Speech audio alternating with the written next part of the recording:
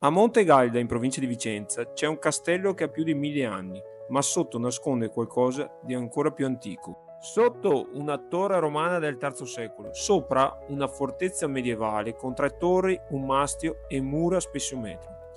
E c'è anche un ponte levatoio ancora funzionante. Dal Medioevo alla Serenissima il castello è diventato residenza estiva dei Grimani, poi restaurato dai Sorlini negli anni 70. Dentro affreschi del Settecento di Andrea Urbani e statue scolpite della bottega di Marinali.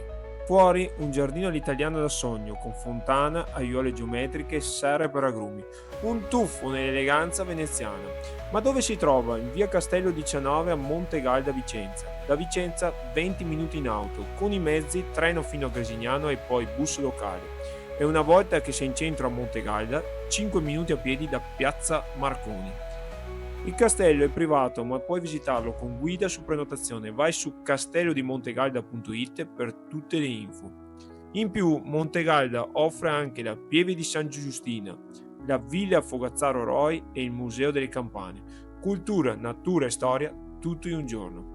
Tagga chi ama le gite culturali, salva questo video e se vuoi scoprire altri luoghi magici in Veneto e non solo, segui il canale.